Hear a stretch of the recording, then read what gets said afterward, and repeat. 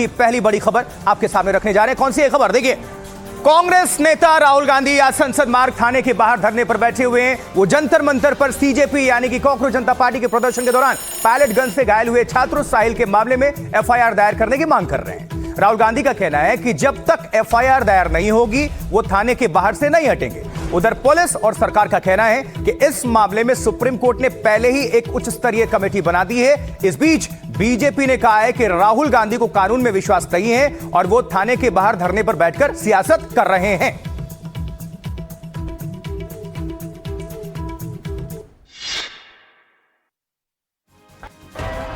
कांग्रेस नेता राहुल गांधी ने आज एक बार फिर सबको चौंका दिया। दोपहर करीब 12 बजे वो दिल्ली के संसद मार्ग पुलिस थाने पहुंच गए। उनके साथ जंतर मंतर पर सीजेपी प्रदर्शन के दौरान पैलेट गन से घायल हुए युवा साहिल लोचब और उनकी मां थी। राहुल के आते ही पुलिस अमला हरकत में आ गया। राहुल ने डीसीपी दफ्तर में मांग की कि पैलेट गन फायरिंग को लेकर पुलिस एफआईआर दायर करे, लेकिन जब ऐसा नहीं हुआ तो वो थाने के बाहर ही धरने पर बैठ गए। कुछ ही देर में उनके समर्थक, उनकी बहन और कांग्रेस सांसद प्रियंका गांधी भी पहुंच गए और फिर कांग्रेस के तमाम नेता कार्यकर्ताओं की भीड़ वहां जुट गई। दिल्ली पुलिस ने कहा कि हमने छर्रे नहीं चलाए, तो एक ही सवाल है, अगर आपने नहीं चलाए तो किसी ने तो ये छर्रे चलाए होंगे। शायद किसी और ने इन पर छर्रे चला दिए, और अगर किसी और ने नहीं चलाए तो पता नहीं, शायद इन्होंने ही छर्रे चला दिए होंगे। मगर क्राइम तो हुआ है क्योंकि इनके शरीर में छर्रे हैं। हम सिर्फ ये कह रहे हैं कि एफआईआर दर्ज कीजिए। राहुल गांधी का कहना है कि पीड़ित परिवार ने कई बार एफआईआर दायर करने की मांग की, लेकिन उनकी नहीं सुनी गई, लिहाजा उन्हें खुद आना पड़ा। राहुल अपने साथ दिल्ली एम्स की वो रिपोर्ट भी लेकर आए जिसमें साहिल के पैलेट गन से घायल होने की रिपोर्ट है। और इस बीच भारतीय जनता पार्टी ने कहा है कि पीड़ितों की मांग पर सुप्रीम कोर्ट ने पहले ही 5 सदस्यों की उच्च स्तरीय जांच कमेटी बना दी है, जिसमें एक रिटायर्ड सुप्रीम कोर्ट के जज, 2 अन्य जज और सीबीआई के एक पूर्व निदेशक और एक वरिष्ठ अधिकारी शामिल हैं। ऐसे में राहुल गांधी को कानून पर विश्वास नहीं है। केंद्रीय स्वास्थ्य मंत्री जेपी नड्डा ने कहा है कि राहुल गांधी अब हताशा के तहत ऐसा धरना दे रहे हैं। राहुल गांधी जी का आज का यह धरना न तो छात्रों के लिए है और न ही न्याय के लिए है। यह कांग्रेस पार्टी की राजनीतिक हताशा का प्रतीक है और राहुल गांधी की फुटेज खाने की भूख है। पूरा देश जानता है कि 20 जुलाई की घटना को लेकर माननीय सर्वोच्च न्यायालय ने पहले ही संज्ञान ले लिया है और पूर्व जज की अध्यक्षता में एक 5 सदस्यीय उच्च अधिकार प्राप्त समिति का गठन भी किया गया है। जब देश की सबसे बड़ी अदालत मामले की जांच कर रही है तो आज थाने के बाहर जाकर कैमरे के सामने बैठकर राहुल गांधी क्या साबित करना चाहते हैं? क्या नेता प्रतिपक्ष का देश की न्यायपालिका पर विश्वास नहीं है क्या? सच्चाई यह है कि राहुल गांधी खुद को सुर्खियों में जिंदा रखने के लिए यह कैमरा जीवी ड्रामा कर रहे हैं। इस खबर पर और ज्यादा जानकारी आप सभी तक पहुंचाने के लिए हम सीधे आप सभी को लिए चलते हैं बाबा के पास, यानी मनोरंजन भारती के पास।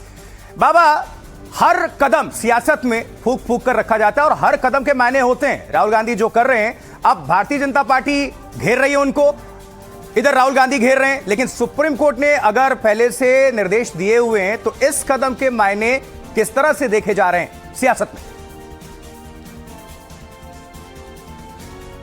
राजनीति में परसेप्शन जो है बहुत ज़्यादा मायने रखता है और ये लड़ाई जो है पूरे परसेप्शन की है। मैं अब हमारे कैमरा सहयोगी आपको दृश्य दिखा रहे होंगे। राहुल गांधी बैठे हैं, उनके बगल वाली कुर्सी खाली है जहाँ पे कुमारी शैलजा जो खड़ी है, उस कुर्सी पर वो लड़का बैठा था जिसको पैलेट गन लगा है। अभी हमने देखा कि उससे कुछ कागज साइन कराए गए हैं। जो एक लॉयर बैठी है, आप देख सकते हैं लॉयर जो बैठी है, जो लड़के की मां के बगल में सबसे, जो आप स्क्रीन में देखेंगे राइट साइड में, वो कुछ कागज को साइन कर रही है। उस लड़के ने कुछ कागज साइन किए हैं।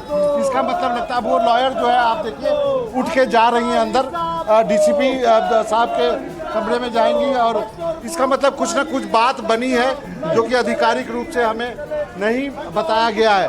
और ये जो धरना है वो जारी है। आप देख सकते हैं प्रियंका गांधी एक कोने में खड़ी आपको दिखाई देंगी। हमें बताया गया था कि उनको कहीं जाना है, लेकिन वो उठी हैं, लेकिन वो वहाँ पे राहुल गांधी के बगल में जाकर खड़ी हो गई हैं।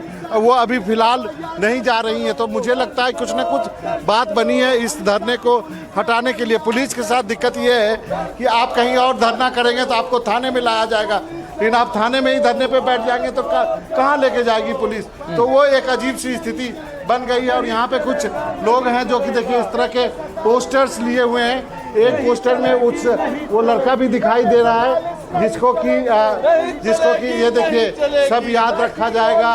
इस ढंग के पोस्टर्स भी हैं, आप देख सकते हैं, जो यहाँ पर ये जो है कि नारेबाजी कर रहे हैं। और यही वो शख्स है जो वहाँ पे बैठा था। यहाँ पे देखिए पैलेट गन जो इसको लगा है, इसी को लेकर के राहुल गांधी जो है धरने पे बैठे हैं। अब वो तस्वीर हम आपको दिखाते हैं। वहाँ पर वो लड़का फिलहाल नहीं है, राहुल गांधी अकेले वहाँ पर बैठे हैं और ये डेडलॉक जो है वो बना हुआ है। देखते हैं ये कितनी देर रहता है, कब तक रहता है, कब तक FIR दर्ज होती है और ये धरना खत्म होता है। जी बाबा, बहुत शुक्रिया इस तस्वीर को दर्शकों तक पहुंचाने के लिए, खबर पहुंचाने के लिए। प्रियंका गांधी वाड्रा नजर आ रही हैं, राहुल गांधी वहां पर नजर आ रहे हैं। देखिए, इस मुद्दे पर सियासी आरोप प्रत्यारोप काफी तेज हो चुके हैं। कौन क्या कह रहा है, आइए जरा नजर डालते हैं।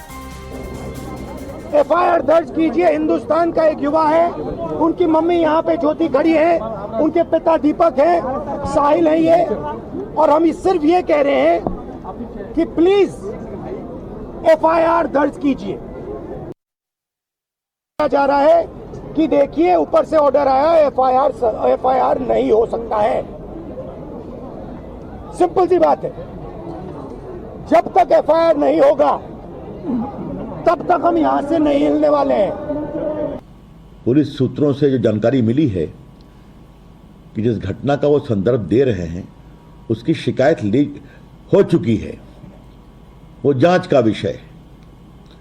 और सबसे बड़ी बात यह है कि जो लोग पीड़ित थे वो सुप्रीम कोर्ट गए और सुप्रीम कोर्ट ने स्वयं एक हाई पावर्ड कमेटी बनाई है जिसकी अध्यक्षता एक रिटायर्ड सुप्रीम कोर्ट के जज कर रहे हैं।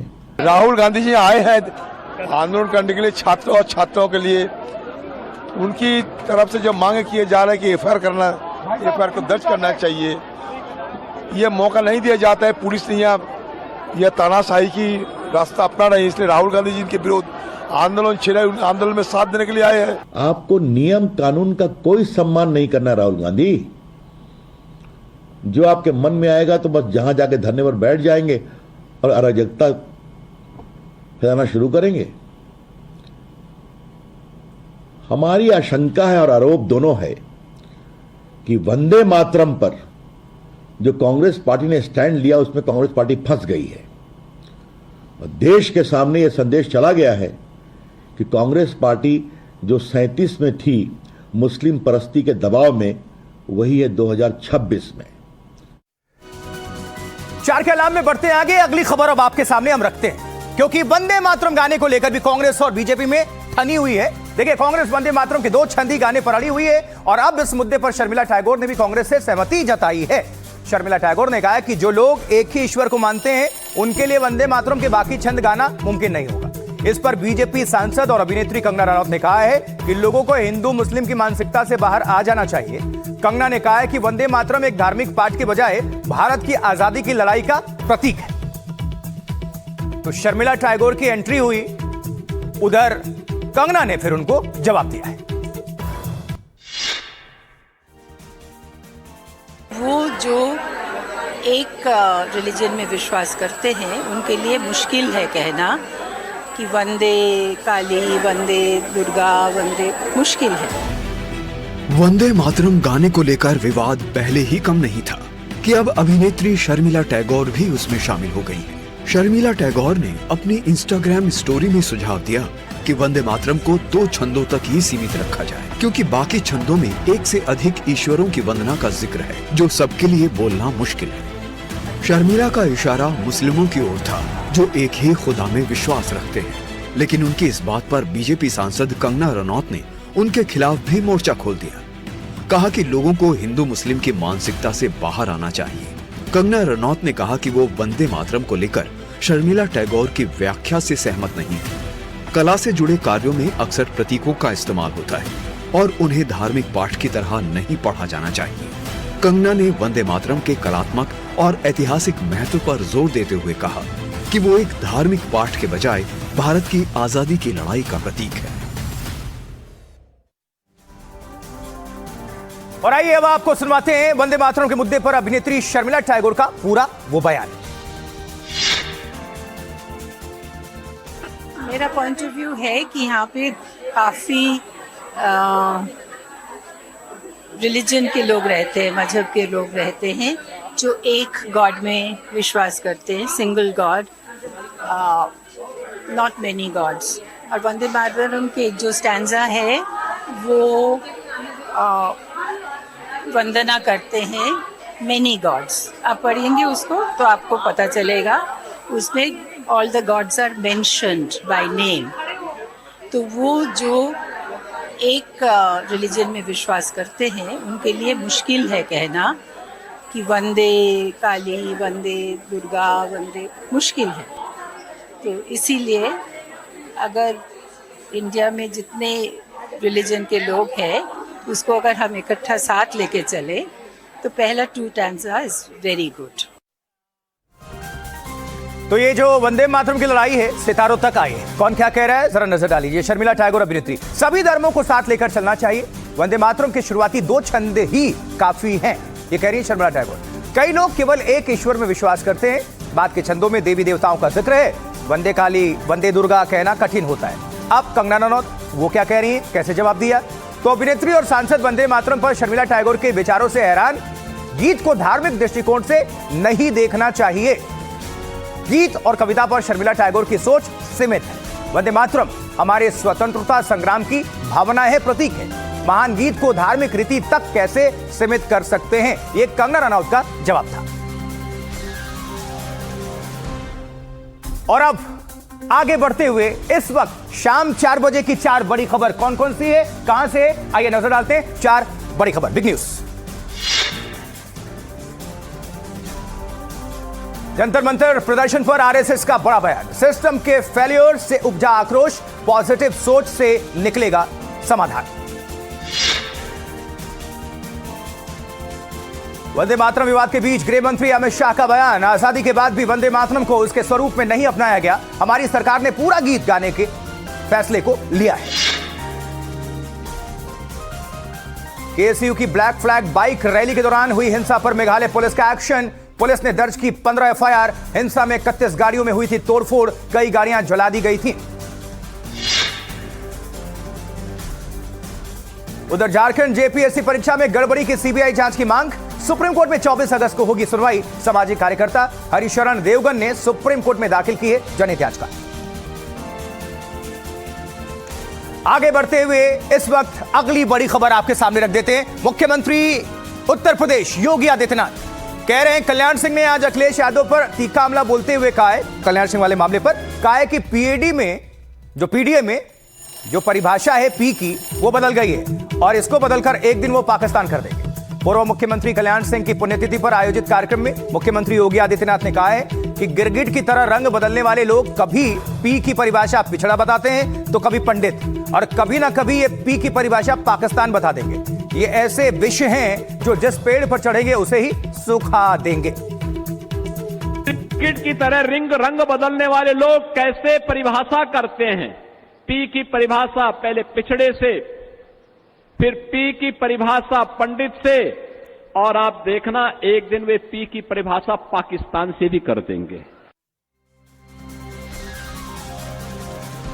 आगे बढ़ते हुए अगली बड़ी खबर राजस्थान से, क्योंकि राजस्थान की राजधानी जयपुर के बागरू इलाके में आज कॉकरोच जनता पार्टी सीजेपी की टीम पर हमला हो गया। अब देखिए, सीजेपी की टीम पर एक गांव में तबेले में चल रहे सरकारी स्कूल का वो मुआयना करने पहुंचे थे, लेकिन गांव के बाहर ही कुछ लोगों ने उन्हें घेर लिया और उनके साथ मारपीट शुरू हो गई।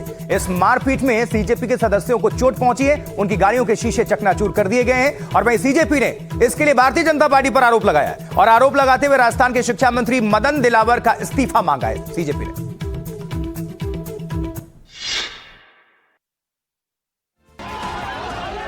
जयपुर के बगरू इलाके में सीजेपी कार्यकर्ताओं से मारपीट, शुक्रवार सुबह सीजेपी प्रवक्ता आशुतोष रांका अपने साथियों के साथ यहाँ के रामपुरा कंवरपुरा गांव पहुंचे एक स्कूल की बदहाली का जायजा लेने।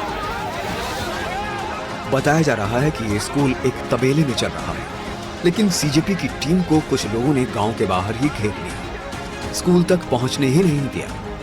पहले बहस हुई जो जल्द ही मारपीट में बदल गई। आशुतोष रांका और उनके साथियों को वहां से पीटकर भगा दिया गया, उनकी गाड़ियों के शीशे तोड़ दिए गए। फिर से मैं दिखाना चाहूंगा, सलमान है, सलमान के पूरे हाथ पर चोट आई है, ब्लीडिंग हो रही है। सलमान एक बार अगर आप हाथ ऊपर कर सकें, ब्लीडिंग हो रही है यहाँ पर, और जूता उनका गिर गया है। भागे वो क्योंकि अपने आप को बचाने के लिए। इनकी गर्दन पर चोट आई और गांव वाले सुबह से विरोध यहाँ पर कर रहे थे। पुलिस का जाब्ता पहले यहाँ पर पहुंचा था, उसके बाद पुलिस का जाब्ता नजर नहीं आया जब यहाँ पर पार्टी के लोग पहुंचे और उनके गाड़ियों पर पथराव किया गया है, मारपीट कई लोगों के साथ की गई। महिलाएं यहाँ पर हैं, उनके साथ में मारपीट की गई, उनके साथ में उनका फोन छीन लिया गया। जयपुर के बगरू इलाके में सीजेपी कार्यकर्ताओं से मारपीट और पत्थरबाजी। तबेले में चल रहे सरकारी प्राथमिक स्कूल का निरीक्षण करने पहुंचे सीजेपी प्रवक्ता आशुतोष रांका और उनकी टीम में शामिल महिलाओं को भी भीड़ ने पीटा। मारपीट हुई है एक महिला के साथ, पुरुषों ने बदतमीजी की है, उनके साथ मुक्के मारे हैं, उनके फोन तोड़े हैं, मेरी शर्ट फाड़ी गई है। हमारा एक वॉलंटियर अभी गाड़ी में यहाँ पर बैठा है हमारी टीम के साथ ही, उनका हाथ तोड़ा गया है। इन लोगों ने ट्यूब में पत्थर रख रखे थे, ट्यूब से पत्थरों से मारा है, शर्ट फाड़ी है। ये देखिए इस तरह के पत्थर है, इस तरह के पत्थरों से तो खुलेआम गुंडागर्दी चल रही है। इस मारपीट के लिए आशुतोष रांका ने बीजेपी को जिम्मेदार ठहराया और राजस्थान के शिक्षा मंत्री के इस्तीफे की मांग की। मदन दिलावर को मैं सिर्फ एक चीज कहना चाहूंगा, 48 घंटे का समय है, ये गुंडे अरेस्ट होंगे, आप ऑर्डर विड्रॉ करेंगे, नहीं तो हम पूरे राजस्थान में अब आंदोलन करेंगे। और अब सिर्फ स्कूलों की बात नहीं होगी, इस बार मदन दिलावर के इस्तीफे की बात होगी। सीजेपी का कहना है कि स्कूल के निरीक्षण की पूर्व सूचना दी गई थी, पुलिस को भी इत्तला दी गई थी, इसके बावजूद उन्हें निशाना बनाकर मारपीट की गई। ये सीजेपी की बात हो गई, राजस्थान की बात हो गई, वहां पर बवाल की बात हो गई। अब आगे बढ़ते हुए आपको लिए चलते हैं उत्तर प्रदेश की राजधानी लखनऊ, क्योंकि लखनऊ डबल मर्डर केस में बड़ा खुलासा हुआ है। 1 करोड़ रुपए रकम की बात सामने आई है। भरण पोषण और स्त्री धन वापस लेने की मांग, तलाक और आर्थिक विवाद को लेकर तनाव चल रहा था। मानस की बहन को लेकर भी कलेश चल रहा था, विवाद चल रहा था। तो ये भी एक अपडेट आ रहा है सामने।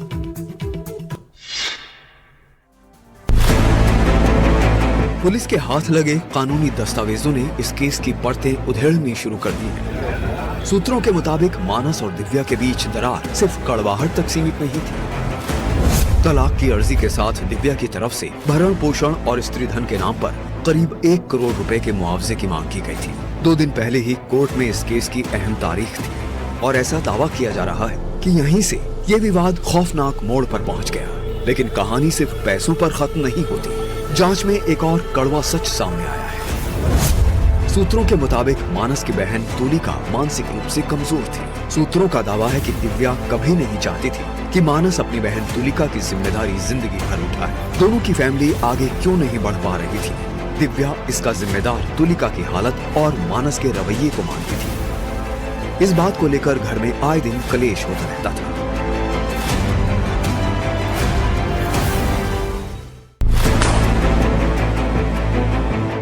सीसीटीवी में मानव दिव्या को रोकता हुआ दिखा। बैंक कर्मचारी भी बीच बचाव करने बाहर आए। अचानक मानस ने दिव्या पर गोली चलाई।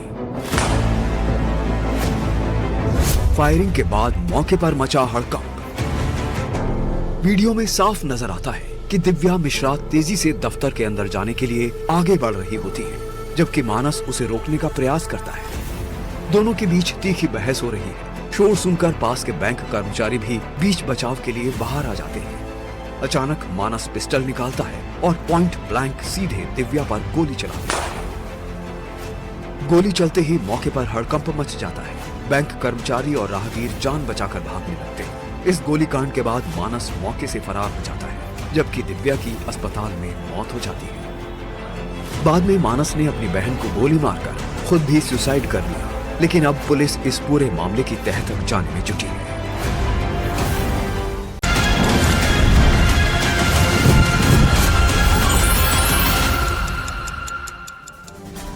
ब्रेक के बाद 4 के अलार्म में बढ़ेंगे आगे। एनडीटीवी इंडिया पर मैं आपके साथ आशुतोष चतुर्वेदी।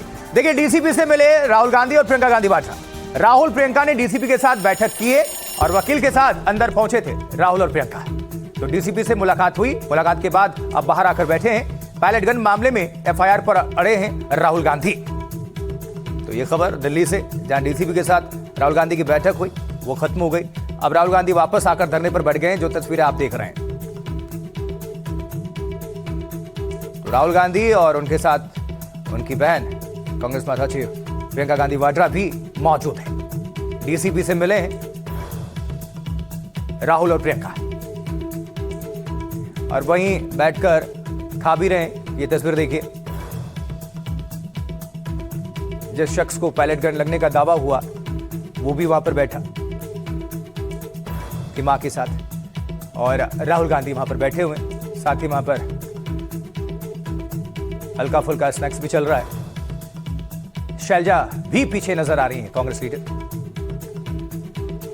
प्रियंका गांधी की भी मौजूदगी है और कई कांग्रेस के जो लीडर्स हैं बड़े नाम, उनकी भी मौजूदगी है। वकील के साथ पहुंचे थे अंदर राहुल गांधी और प्रियंका गांधी वाड्रा। फोन लाइन पर मनोरंजन भारती हमारे साथ जुड़ चुके हैं। बाबा, इस वक्त क्या गतिविधि, क्या देख पा रहा है आपका कैमरा, क्या अभी दर्शकों को आप बताना चाहेंगे? देखिए, मैंने आपको कुछ देर पहले बताया था कि कुछ साइन किया गया था, उसके बाद प्रियंका भी वहाँ पे थी। अब दोनों जो अंदर गए थे उसके बाद फिर आके बाहर बैठ गए हैं। इसका मतलब कुछ कार्रवाई हो रही है, कुछ अड़चने हैं, क्योंकि सरकार के तरफ से सूत्रों से ये कहा जा रहा है कि केस तो रजिस्टर्ड नहीं होगा, क्योंकि आपको मालूम है कि जांच चल रही है, एसआईटी है, सब कुछ है। तो अब क्या बीच का रास्ता निकल सकता है, ये देखना होगा। फिलहाल केस रजिस्टर नहीं हो पाएगा और राहुल गांधी का कहना है कि एफआईआर करो तभी मैं यहाँ से उठूंगा। तो एक डेडलॉक की स्थिति है। अब इसमें क्या ब्रेक थ्रू निकलता है या नहीं निकलता है, ये देखना होगा। फिलहाल स्थिति ये है कि राहुल जो है वो धरने पे बैठे हैं, वो जो 4 लोग थे अभी भी धरने पे बैठे हुए हैं। ठीक है मनोरंजन जी, बहुत बहुत शुक्रिया इस खबर पर जानकारी दर्शकों के बीच रखने के लिए, उनको अपडेट करने के लिए धन्यवाद आपका। अब इस खबर के बाद आपको लिए जाते हैं अगली खबर की तरफ, और ये जो खबर है वो है हरियाणा से। देखिए, हरियाणा के हिसार में कोर्ट के बाहर एक गैंगस्टर की हत्या की जिम्मेदारी लॉरेंस गैंग ने ले ली है। सोशल मीडिया पोस्ट पर लॉरेंस गैंग के एक सदस्य ने हमले की जिम्मेदारी ली है और हमले में कुख्यात गैंगस्टर विनोद पन्नू उर्फ काणा की हत्या कर दी गई थी। हमला करने वाले 2 बदमाशों में से एक को पुलिस ने हथियार समेत पकड़ लिया है। ये देखिए, ये जो ब्रैकेट में आपको दिखा रहे हैं, ये बदमाश फायरिंग करके भाग रहे थे और किस तरह से ये हाथों में हथियार भी है उनके, और किस तरह से मशक्कत के बाद इसको दबोच लिया गया।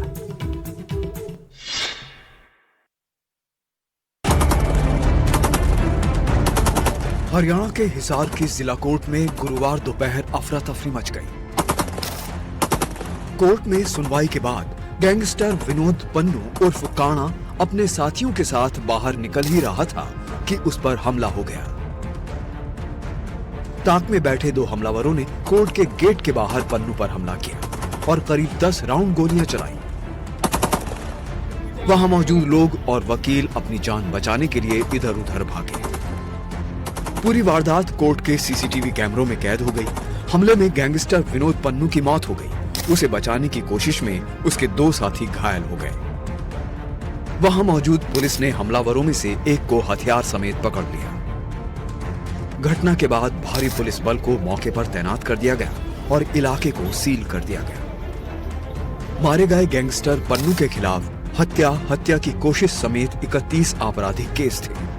दिल्ली एनसीआर से लेकर हरियाणा पुलिस तक उसके खिलाफ आपराधिक मामले दर्ज थे। इस बीच लॉरेंस गैंग के गैंगस्टर अनिल पंडित ने सोशल मीडिया पर इस हत्या की जिम्मेदारी ली।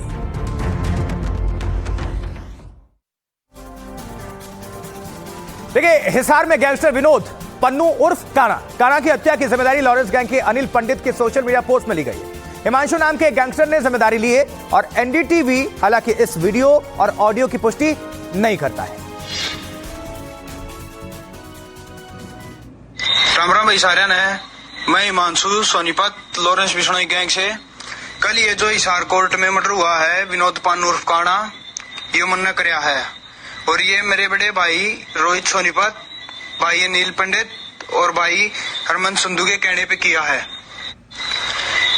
ये अपने आप को बहुत बड़ा बदमाश समझ रहा था, इसकी बदमाशी निकाली है और ये गद्दारों के साथ मिलकर हमारे भाइयों का नुकसान कर रहा था और जो भी ये लॉरेंस भाई के खिलाफ जाएंगे ना, उनका यही अंजाम होगा।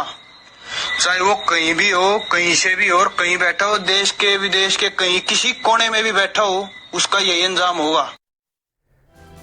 तो अपराध की खबर आप सभी तक हम पहुंचा रहे हैं। तो अब अपराध से जुड़ी 4 और बड़ी खबरों को आपके सामने रख देते हैं। कौन सी और कहां से यह खबर है अपराध से जुड़ी, देखिए। पंजाब के मोहाली में छात्र पर जानलेवा हमला, धारदार हथियार और डंडों से मारकर किया घायल, कार में भी तोड़फोड़ की गई। उधर राजस्थान के सीकर में स्टेट शीटर संजय मील के अवैध फार्म हाउस पर चला बुलडोजर, 4 बीघे गोचर भूमि पर कब्जा करके बनाया गया था फार्म हाउस। दिल्ली के बकरवाला में पुलिस एनकाउंटर, हिमांशु बाबू गैंग के 2 शूटर्स घायल, हरियाणा में डॉक्टर पर हमले का मिला था इनको कॉन्ट्रैक्ट।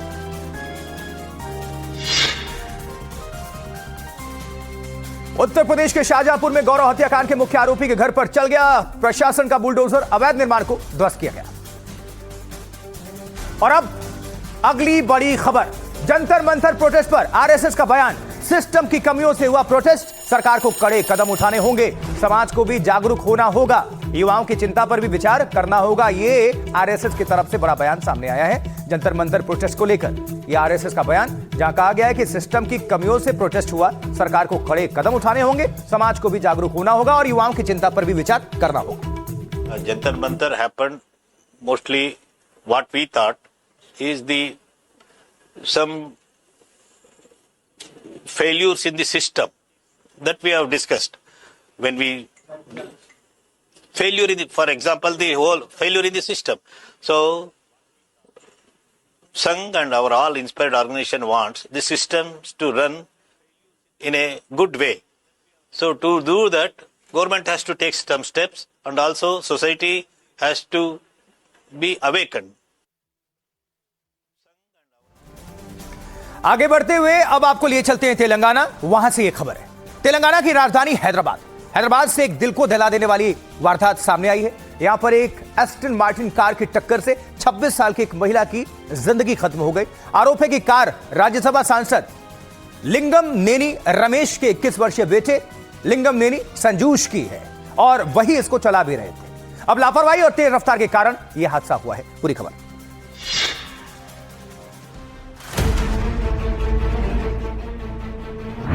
तारीख 16 अगस्त, जगह हैदराबाद का माधवपुर इलाका।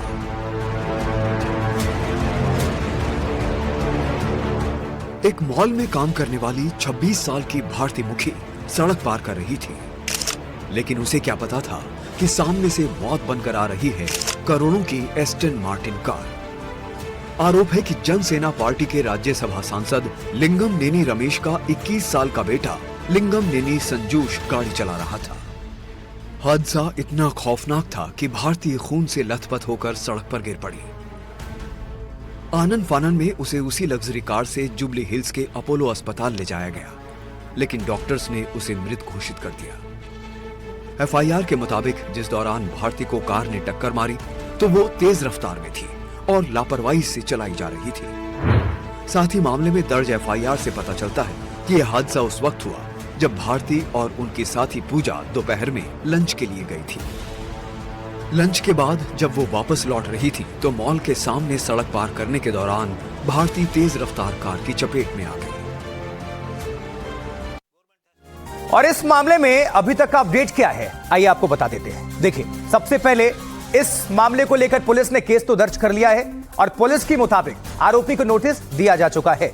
यह मामला बीएनएस की धारा 106(1) के तहत दर्ज किया गया है। यह धारा ऐसे लापरवाही या फिर तेज और गलत तरीके से वाहन चलाने से मौत से जुड़ी है, जो गैर इरादतन हत्या की श्रेणी में नहीं आती। पूरा मामला जमानती अपराध की श्रेणी में आता है और इसमें अधिकतम 7 वर्ष की सजा का प्रावधान है।